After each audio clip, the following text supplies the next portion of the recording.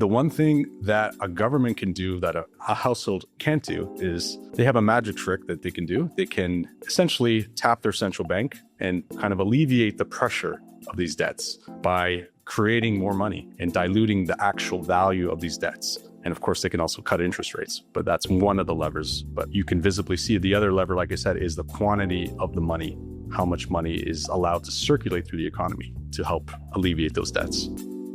Welcome to Colliers Talks, a podcast series featuring the latest trends, insights, research, and developments in commercial real estate in Canada and beyond. Hello and welcome to Colliers Talks Economics. I'm your host, Adam Jacobs. I'm the head of research at Colliers Canada.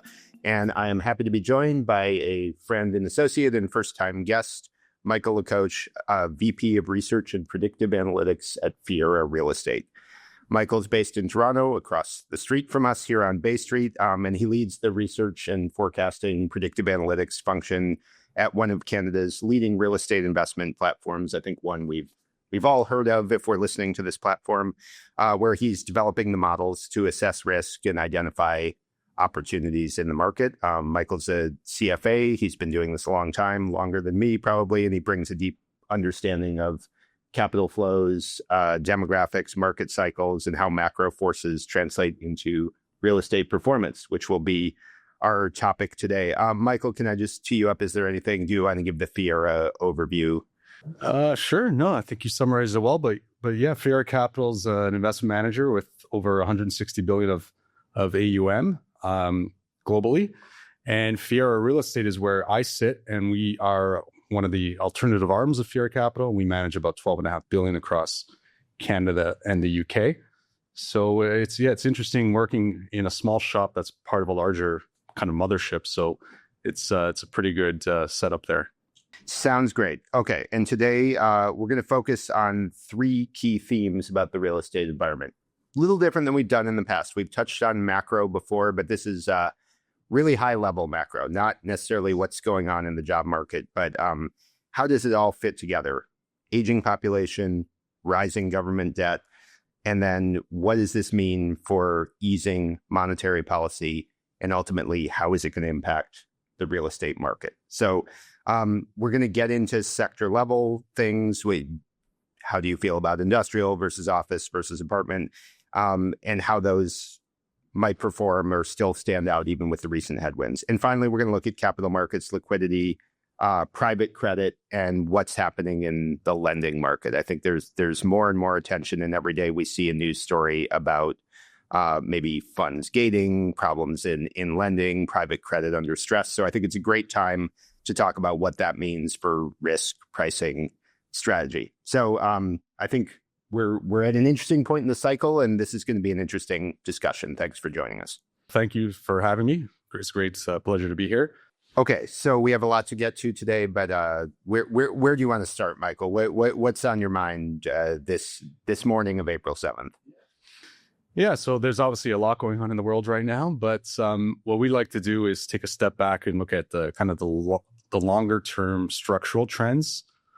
And when we think about that, we kind of start with demographics. That to me is a very underfollowed theme that has a lot to do with real estate and a lot to do with the way the Canadian economy is being run at this point. So let's get into that. I am a big believer in fundamentals driving the real estate market, and there's no bigger fundamental than demographics, population growth, aging population, immigration. But we're in an unusual place, I think, because normally if you're thinking about underwriting or model building or forecasting, the single most stable part is supposed to be demographics. And we can easily forecast out 5, 10, 30 years what the population of Ontario and the GTA and everywhere else will be. But I'm not sure that's the case anymore. So we'll just step back and we'll talk about how it impacts the market. But where are we with demographics? Because we have stability. You can look back and normally, okay, the population grows 1% a year and you just pencil that in and away you go. But that's not the way it works these days, right? Right. So I think and population growth is one way of looking at it, but I think the composition of the ages of the population growth, that's where I come to when I speak about demographics. So demographics, for instance, like if you look at, okay, we had World War II and there was a post-World War baby boom. There were about 4 births per woman in Canada. And that you can look at the historical chart on this. That was for like a 20-year period. Again, the 1946 to 1964 years. And 4 births per woman then started to decline sharply into the next few decades. And now here we are in Canada, we sit today at 1.5 births per woman, which is below the replacement rate of just organic population growth. And then I think that's why we become very reliant on immigration to kind of fill that gap. And this is not a Canadian problem. The whole developed world has a lot of the same problem. And I think Canada just has relied more on immigration than the rest of the G7 nations. Which has generally been a tailwind, we can say, on the real estate side. Like we have a chart that we pull out every once in a while. Here's the G7, Italy shrinking, Japan shrinking, Germany shrinking. Like that's shrinking is definitely not favorable for the real estate market. So the fact that there was growth, whether it was organic or through immigration, was positive. But what you mentioned about the aging population that's implied in that birth rate, right? Like, so if there was a huge bulge in birth 65, 75 years ago, we're reaping what we sow now, right? Exactly. So now I'll say like the bill is coming due. Those people that are now the bulk of the population, in Canada's population over 65 in the early 70s was 8%. Today we're at over 19%. And those people are now hitting retirement ages. These are the baby boomers.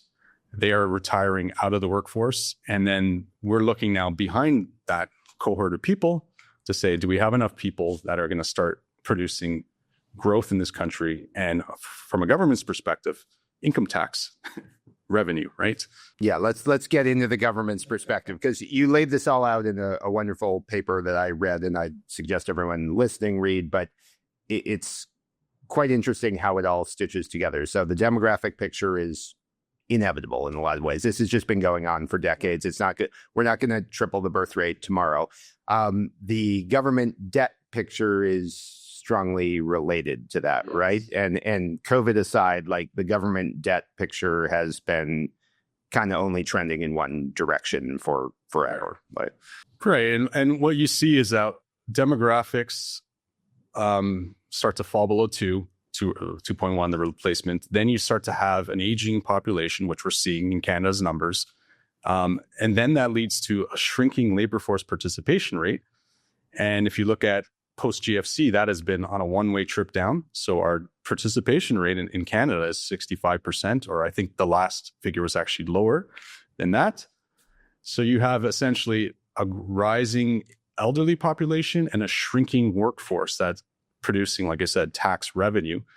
And we know that people that are aging start to then draw from the system. They're taking their healthcare, pension plan, and social safety nets that they were promised throughout their life. So it's kind of now reaching a structural mismatch between government income versus expenses, and that produces deficits as far as the eye can see. And we can talk about deficits for a while, I'm sure. And we're going to probably run a big one this year, but yeah.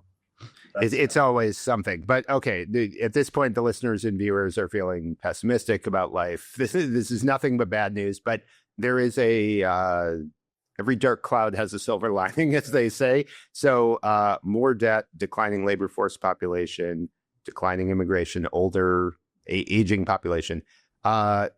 Not sounding amazing for the real estate market unless you're heavy on the seniors housing side, but there is a silver lining here, right? So maybe you can explain. So and we call this, and we wrote a white paper on this, Canadian real estate, a strategic shield against monetary debasement.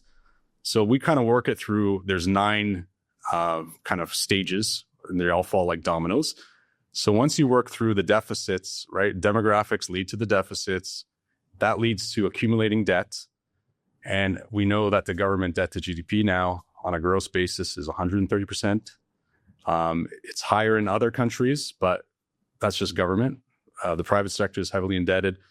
So there's a lot of debt in the developed world. And what we get to, we got slowing GDP growth because we have less people working. So another chart to look at is if you look at Canada's long-term GDP growth, on a real basis, we were 5% in the 60s and 70s, and we've come down to 2%.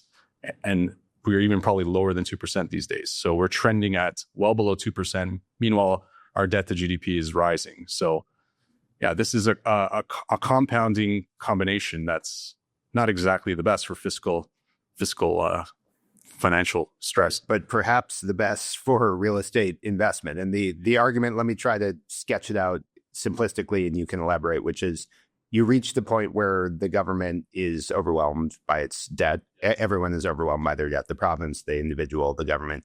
And unless rates go to zero again, which doesn't seem likely or perhaps responsible, something else has to happen to allow us to be able to pay that debt. And what happens ends up stimulating the real estate side of things and the lending side of things quite a bit more than we maybe realize. Is that accurate? And can you elaborate? No, that's right. That's absolutely right. So what we've been doing since the GFC, you had the private sector that kind of burst under its debt, especially in the US. That debt got kicked upstairs to the government, public sector. The government is now running larger deficits to kind of fill the gap because the private sector is delevering. And that debt now is becoming burdensome, especially if your growth rate is sub 2%. You're just waiting or hoping that we can grow our way out of the debt, but we have yet to see those results.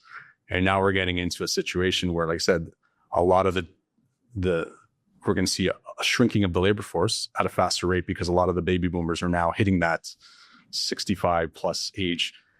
So what that does is then that puts strain on governments. And the one thing that a government can do that a household can't do is they have a magic trick that they can do. They can essentially tap their central bank and tell them to, or I know they're supposed to be independent, but what they can do is they can work together to kind of alleviate the pressure of these debts by creating more money and diluting the actual value of these debts. And of course, they can also cut interest rates, but that's one of the levers. But that you can visibly see. The other lever, like I said, is the quantity of the money, how much money is allowed to circulate through the economy to help alleviate those debts. And this is perhaps a little different. I think we fixate on, there's an announcement next week. Are they going to cut rates? Are they going to raise rates? I won't say that's irrelevant. It's obviously hugely significant. People pay attention to it. The mortgage market moves based on that. But this is a little bit behind the curtain, right? Like this sort of thing, like we don't see it except insofar as like you can look at the historical data and see if the money supply is expanded, right? But it's a little bit of a stealth way to... Yeah, everyone knows when the next Bank of Canada meeting is going to be, but no one really knows what's going on with the Bank of Canada's balance sheet. That's kind of the best kept secret. And what you notice is that, yes, the Bank of Canada, they raised rates, they cut them down to 2.25% now to alleviate, because clearly the economy was slowing. But and they were implementing actually post 22, they were doing quantitative tightening, so actually reducing a lot of liquidity in the system because they overdid it during COVID. We had an inflation problem. Then they pulled back some of that, and we saw what happened to real estate. But what we see now is that around 23, 24, there was some stresses in the Canadian economy with mortgage rollovers. And now we're seeing in early 25, they actually stopped the quantitative tightening program. They said, we're not going to reduce the size of our balance sheet anymore. And in fact, we're going to start injecting some money into the money markets, the repo market, which is a funding market for banks. And then in November of 2025, which was just a few months ago, they got to the point where they said, okay, you know what? We're going to start actually now purchasing short-term US government bonds less than 1 year. And in 27, we're going to start buying government bonds that are longer duration than 1 year. So what they're essentially starting to do now is slowly expand the money supply again, because we need some runway to start refinancing the debts that we have that are coming due. And of course, debts are on a term basis, and typically 5 years is kind of the average maturity. And 5 years ago, we had record low interest rates. So 26 seems to be the time where we're going to have to create some runway. Indeed. Now, okay, connect the dots a little bit more for me, for the listeners, for the viewers. Like I understand what you're saying about the easing, but if we're talking about our world, this office tower, downtown, the industrial leasing market, like what is the connection? Why is all this easing favorable necessarily? Like obviously we are an industry highly dependent on debt, more than almost any industry in the world. But what is the connection between the easing at the central bank level, which is to, as you say, maybe assist the government in its debts? How do we benefit from that necessarily? Right. So we're in a debt-heavy world where liquidity, the quantity of money, is now the major driver of cycles. So to us, we watch that very closely. And I just mentioned we start to see an expansion now, the money supply. So how does real estate fit into that? So real estate is obviously, as the name implies, a real asset. It's a hard income producing asset. It's grounded in real life, right? You need to go find materials, labor, and land to produce it. But money supply increases can be done with a keystroke, right? It can be, and in fact, it's grown at 9% CAGR since 2008. So that, just keep that in mind. So what that means is that there's more money chasing an asset style that is a hard asset like real estate. And we know that real estate does not expand its supply by 9% per year. We're lucky to even get 1 to 2% in Canada. And that's Canada's whole thing, right? That our supply growth is not keeping up with our demand. So we're supply constrained. Thereby, the value of real estate resets because that liquidity that comes into the economy and the markets has to go somewhere. And it usually finds a home in real estate. It's interesting. We were looking at this recently on the inflation concerns that we have in the world. And I think it seems counterintuitive to people, but there's a ton of evidence that real estate benefits from the inflationary environment far more than other assets. So we looked at this, and when you have the low periods of inflation, real estate's fine, but it's not keeping pace with small cap stocks, bond returns, lots of other things. When inflation is 5, 8, 10%, suddenly real estate, cash bonds and stocks are in big trouble, and real estate is suddenly outperforming because it's supply and demand, right? I mean, that's basically just all it is. We want something that can't be, as you say, debased. So I know it may seem a little odd, but like the loosening or inflationary environment is actually quite favorable to everything: investment, development, leasing. Fair to say? Right. Yeah. And inflation, I know people think about inflation being CPI. It's not necessarily CPI, it's monetary debasement. So the quantity of the money is really the major driver of real estate. And if you go back, a little mini episode we had out of this was during COVID, when the economy was shut down, and in March 2020, like overnight, all the central banks decided to just spew in gargantuan amounts of liquidity they all expanded their balance sheets by large amounts. And people were wondering, oh, what's this going to do for real estate? Everyone's locked at home. We're going to have occupancy rates plummeting. Values are going to plummet.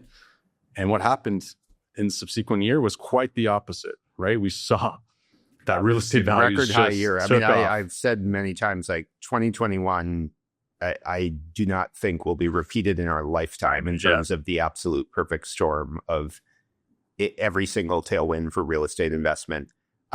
One of which was that we were all locked at home in 2020. So there was a large backlog of deals that couldn't happen and then happen the next year. But mortgage deferrals, easing, government stimulus, 0% interest rates. I mean, every single thing lined up to the point where it made much more sense to put it in real estate than it did to put it in bonds, cash, precious metals, whatever. So, yeah, and that's a good point, which is we're fixated a little on inflation at, this time because of the Persian Gulf and oil prices. But that's not really what we're talking about here. We're talking about, like, are we expanding the money supply? Are we expanding it faster than we can keep up with a different motive? The motive is not, people, I think, sometimes cynically say, oh, they're trying to stimulate the housing market or the real estate market. That's not generally what it is. It's to allow the government to keep functioning, borrowing, expanding. And real estate is just sort of, as you've said, a strategic way to address that, right? Exactly. And there's others you can use, as we saw, right? There's gold. Gold is a very good debasement hedge, and we've seen the price of gold clearly responding to that. And we also noticed a relationship with gold to real estate. Gold tends to lead real estate by about 2 years. So if what we saw happen to gold in the last couple of years, we can just imagine that something like that is probably coming for real estate in the next few years. So yeah, it's that connection that is very, I think a lot of people miss. People just think, oh, inflation's higher, CPI inflation, so real estate should go higher. And in 22, we saw that was not the case. We had inflation over 8% in June of 2022. But the problem was that the central banks were trying to fight that inflation. So they were actually quantitative tightening, taking money out of the system. And we saw what happened to real estate post kind of like the middle of 22 kind of marked the top in the last cycle. And there is a double-edged sword. I'm simplifying a little to say inflation is beneficial. If you have a 10-year WALT with 2% escalations, inflation is not beneficial. It's a huge problem. But on the investment side and the lending side, like maybe we can get a little bit into this. How does this actually translate to the lending side? Like an increasing money supply. Again, we fixate on what's the Bank of Canada target rate, or perhaps one step away from that is what's the 5-year bond yield today versus a month ago, a year ago. But I guess you're saying there's another mechanism happening here aside from just what do we see at the rate level? So the more direct transmission channel. So the Bank of Canada will increase their balance sheets, right? It creates new bank reserves in the banking system. So the banks now have more reserves to lend against, and they get charged the capital charge on that. So if you increase the reserves, they can lend more. And of course, they're going to want to lend more if they have excess liquidity. And we're starting to see that come back. You're starting to see credit spreads start to compress pretty dramatically in commercial real estate, despite all the last 12 months or so of economic uncertainty created by geopolitics and whatnot, to say the least. You have seen credit spreads drastically compress, which is telling you that liquidity in the banks is definitely starting to come back. And that gets lent out through mortgages into real estate, which is a highly sensitive asset class to leverage. Yeah, I would confirm that. Recently, we had a non-bank lender come in and talk about this. And the number one message was that spreads have improved. Every asset, every market, every class, they're only going in one direction, which I was a little surprised about. I expected, okay, return to office, we've improved our outlook on office, but it was really across the board. Okay. We're going to get into the individual asset classes, but, there is a lot of, concern about like population growth has gone to zero. It's now gone negative. And that I don't think people understand how unprecedented that is and how you can look back 10, 20, 100 years and that just doesn't happen, like either due to high birth rates or immigration or adding another province to Canada, whatever it is, something always happens to expand the population. But we are in uncharted territories here. So the near term, this has to be a headwind or something, but it doesn't change your outlook. Bigger picture, is that fair to say? Yeah, this headline, the population growth headline grabbed attention. We think this is more of an adjustment period as Canada gets through the reduction in permanent resident targets that they did a couple years ago. If you go ahead and look forward, and we like to look at, like I said, structural trends, the mega trends, what we like to call them. We still forecast Canada growing the fastest of all G7s. And if you look at even Oxford Economics, independent researcher, they believe the same. So we think that, yes, Canada can't expand. They can't grow at 3% per year like it did in 23, but it can definitely continue probably around 1 to 1.5 long term. And we think will be the case, and that will make it, again, still the fastest growing G7. Yeah, I think that's a fair summary. Okay, let's talk a little bit about the individual sectors. And I think we were both at one of those MSCI year-end reports and on the returns, and they said, for the last couple of years, it's been really simple. The more industrial you have in your portfolio, the better your returns are, and the less you have the worse your returns are. Pretty simplistic. And I think the argument there was like, perhaps that era has come to an end and the asset classes are a little bit more on even footing. But I know you have your own view, which is like, even with rents leveling off, you still think industrial and multifamily are the long-term places to be more than other sectors, more than alternatives, more than office. Is that fair to say? Like, can elaborate, please? Yeah, sure. So let's start with multifamily, actually. So multifamily, yes, we saw the population growth, but we still believe Canada grows at the fastest rate of all G7s. You then also look at what is the current housing stock relative to population. Canada is the most undersupplied housing market in the G7. So we got a really large gap to fill still. And we got a starting point that is still well behind the curve. And yes, there's government programs and incentives to get developers building more, which might help on the margin, but there's still a large gap to fill. And on top of that, we still believe that the affordability crisis in this country is real. If you look at people's incomes relative to home prices, there's still a widening gap, even with the correction that we've had in some of these major cities like Toronto, Vancouver. You're still talking about double-digit home prices to incomes, so it's still quite not affordable. So that's gonna, we believe, grow the rental market larger than population because it's going to start to gather share of home ownership. And we've actually seen it in the numbers. Canada's home ownership, broad-based across all provinces, has been dropping over the last 10 years, if you look at the census. And when we look at the next census, we expect that trend to continue. So we think it's going to grow, just continued strong demand, and we're still so far behind, and we're not keeping up even with these programs. And then there's industrial. Industrial, we think it's benefiting from two key trends. It's the digitization trends that we're seeing. So what that means is, look, it's e-commerce, right? We talked a lot about demographics, and now we have kind of that millennial cohort that's coming into their peak spending years. They now all have families.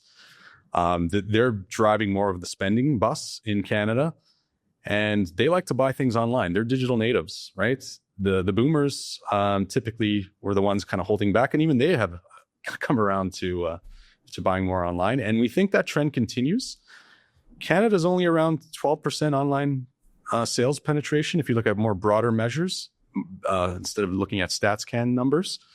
And the UK and the US are around 35 and 18% respectively. So they're much more mature in that trend. And we think this trend is just getting started. We think we're still going to continue to head in that direction. And yes, arguably we took on too much e-commerce space during COVID because we were locked up, and there was insatiable demand to kind of get that space going to service all the people that were at home. But after years now of digesting, and we've seen that's where the weakness has been in industrial, it's been mostly large bay. We think that is kind of right-sized itself, and industrial now has a lot less supply in the pipeline. It delivered a lot in 23, 24. That was going to be my point too, which is like, I always say we used to do the industrial update and it never changed. Everything was always at record high: rents, prices, development, occupancy. Not the case anymore. Like, it's been quite a while since we could say development is at record highs for industrial. And as tempting as it is to blame that on Trump and the trade war, it even precedes that, right? Like, probably 2 years ago, that was starting to be the case. And that downswing in development, it takes a while to cascade into the market, but presumably that tightens up the market in the future, right? But yeah, and industrial is a cyclical asset class, so no doubt that's it slowed. The demand slowed in the last few years because the Canadian economy slowed. But now going forward, we have a pretty clean setup. And then there's the second trend, which is becoming more pronounced these days, is the deglobalization, reshoring trends. We're seeing that a lot of countries now are realizing they can't be so dependent on others, and mainly China, which is a lot of where China is the world's factory. We saw that during COVID. We have to start manufacturing more things on our own grounds so we can be more self-sufficient. And the US has started to do that with the CHIPS Act. Canada started to do it in the fall budget, federal budget. talking about spending a lot more money in defense, a lot more money in manufacturing and infrastructure. So that's going to start to have real effects and start to spill into industrial demand going forward, which we think continues to grow at above inflation, the rents. I agree. And that's an area where we're basically at year one, right? When we're talking about stimulating the defense industry, more investment in local manufacturing. Like I won't say there's been no attention to that, but it really came to a head, obviously, in 2025 for obvious reasons. So, okay. So it sounds like you're going the other way a little bit. Again, we went to, MSCI, the chief economist says, okay, all the asset classes are on equal footing and capital returns and rent growth in office are going to be on par with multifamily. But feel free to disagree with that. Like I guess like at the big picture, 10,000 foot level, you would still say that the strong assets of the last 5 years still have runway. Yeah, it's cyclically industrial and multifamily have weakened in the last couple of years, no doubt. But when you buy real estate, we like to look out, like I said, 10 years plus the long-term trends. And we think this is, if anything, this is the time in the cycle to buy these assets because you're buying into some weakness. And we believe these two assets types continue to have rental growth that grows faster than inflation for the reasons I just mentioned. And I don't think retail definitely can, maybe in some segments of retail, you can maybe get that food and grocery anchored, but retail to us is the flip side of the industrial story that as you continue to digitize, bricks and mortar becomes less and less of the channel. And office isn't a story for another day. I'm sure we can have a whole We've podcast done whole on office. podcasts just on office, RTO, future of work. Yes, there's a lot to chew on there. They're probably outside of the scope. I mean, let me toss one counterpoint to this, though. You see these charts from CMHC, and it says the number of purpose-built rentals under construction is at literally record high levels and has probably gone up 1,000% in 10 years or something like that. So I take your point that like we can almost never catch up supply wise, but surely we're reaching some kind of equilibrium or there's going to be an impact. If there's 100,000 purpose built rentals in the pipeline, like that's pulling rents down long term. It's just more supply and less demand at the wrong time, right? Yeah, and then we've seen a weakening in the vacancy rate. Like CMHC's rental market report showed that we were now over 3% in 2025. From 2.2% the year before. And I think a lot of the weakness too, what you're seeing in multi-res is the condo story, right? Toronto, Vancouver had a lot of condo that was started to be essentially constructed in 2022 when we had kind of the math working on it. And then the math stopped working on it as Bank of Canada rose rates to 5%. And we've got more than enough condos now, and the unsold inventory overhang is in these cities is quite historic, and it's weighing on I think multi-res right now. But we just think, like I said, that the condo market has some more weakness, but the rental market is where the growth is going to be because of people. Like I said, they're going to want to rent. They're going to have to rent some of them out of necessity because of affordability challenges, and a lot of people, I believe, are going to want to rent from institutions, not from some guy that you have to call up to tell them that your faucet's leaking. Like you want a more institutional backer to kind of get in touch with for your rental property. And there's more of that than ever. I think I read something recently that like the number of 6-figure income renters is at an all-time record high because, as you say, in theory, that's a homeowner. In practice these days, it might not be, right? Or especially if lending is maybe a little, we're not going back to 1.7% fixed rate mortgages or wherever we were a few years ago. Okay, so speaking of lending and credit, this is something we discussed a bit beforehand. For years, people have been saying this is all going to come crashing down. There's been too much lending. There's going to be all this distress. And I think we have maybe underestimated private credit and how that prop things up, how it keeps the wheels spinning, how it allows people to go down the line of lenders, okay, the main lender doesn't like this anymore, but the alt lender is okay. There's always one more lender of last resort. And private credit, I think, is in the news right now in sort of a negative way. You're starting to see, okay, this private credit fund, that private credit fund, they're gating, it maybe is kind of finally hitting the wall. But like, where does private credit fit in now versus where we were 10 or 15 years ago? So I think private credit has grown at such a rapid pace as basically as a direct cause of regulations that came in after the post-GFC or the Great Financial Crisis. So in 2008, 2009, obviously a lot of banks in the US started to have some major issues.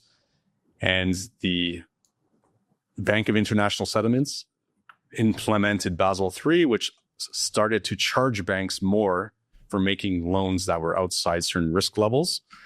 So it hits their capital charge. And what it did was make it more favorable for banks to lend to the government, to buy bonds.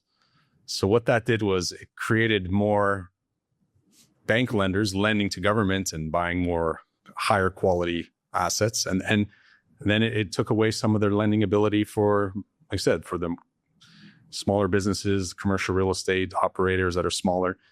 And therein steps in private credits, right? Non-bank lenders that investors pool their money and they can start lending to meet this need. That was the need that was met. And I think that logically made sense that they did that. And now you have Basel IV, which is, again, starting to remove the capital charges on government bonds, which is no coincidence. As I mentioned, governments need the lending.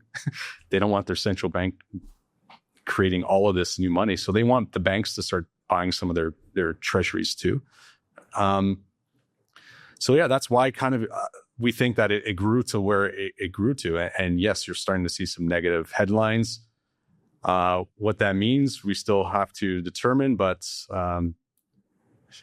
yeah, that's I think how we got to this size. Yeah, and like there's been some negative headlines, as we said. Like I don't know about meltdown, but a lot of things are kind of hitting the wall in private credit, and private credit has the unique ability to just close the door and say, well, your money's locked up, which I think maybe perhaps people underestimated in the moment. But did private credit get too big? Like, did the lending just go too far? Too many loans that shouldn't have happened? And like, is there an implication for the real estate market?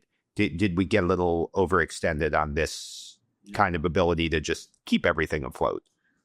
I'm not smart enough to know when too big or when the size is too big, but I do know how it kind of came to be to this size. And what I do know too is that we're reaching that inflection point now in markets where I mentioned earlier that the Bank of Canada in November 2025, a few months ago, explicitly stated that they're going to start to buy government treasury bills. So government bills less than 1 year. What that means is they're starting to realize that we need some more money.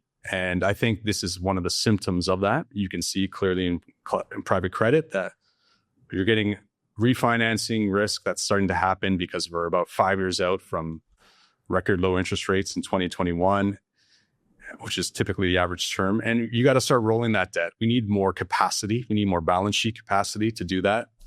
So I think that is a symptom that we need more liquidity, and it's just starting to get going here. So I think that will be ultimately resolved. And of course, private credit the one benefit of it is that it doesn't mark to market daily, right? And it can kind of mask risks that hide beneath the surface. But I think we're going to get the amount of liquidity that's going to make sure everything kind of stays as is.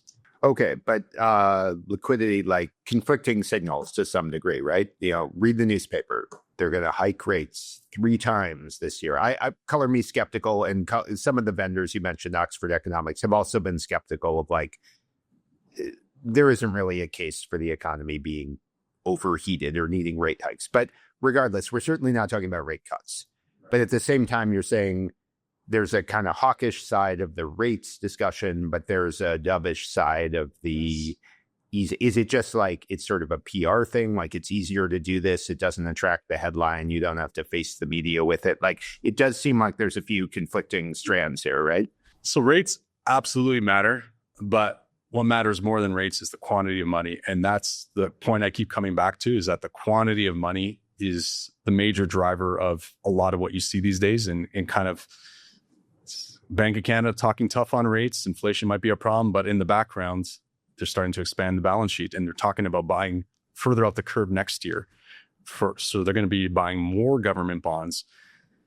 In our white paper we wrote, we actually have a chart that shows government interest expense tends to lead M1 money supply, and M1 money supply is just narrow currency in circulation and bank deposits.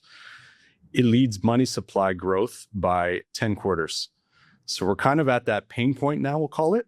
If you chart this out and put the government interest expense, push it forward 10 quarters, we're at the point where the jaws opens up, where the government interest expense is starting to get out of hand. So I think central banks around the world, and they're all kind of coordinating together. The US is doing the same thing. The US in December stopped QT, and they're doing $40 billion per month for reserve management purchases, basically another form of QE, not calling it QE. So I think we're at that pain point where we got to start supplying the money, and we're in the early stages of that. And private credit's telling us we need more, and public markets are showing that, okay, it's coming, because public markets are doing quite well, actually, despite all the geopolitical uncertainty. Okay, so let's do a little bit of the crystal ball and say, okay, the year is 2029 or something sufficiently far in the future that we can't see it right now. We've gotten through the worst of the refinancing risk. The cycle is back on the upswing, and like, where do you see, are the gains happening on the debt side, on the equity side, on the mezzanine side? Like, where is the money going to be flowing and the money going to be made on the real estate? So we're in the early stages of the upcycle because liquidity is starting to tick up drastically. You're starting to see true evidence of that. What they say is that a rising tide lifts all boats, but that is true, but it usually moves in sequence. So what we notice too is that typically the most highest quality core assets tend to get that spillover of money first. And then that moves out the curve into core plus, value add, and eventually development. We think that sequence will continue to hold. So we think this year is going to be a great year for core real estate.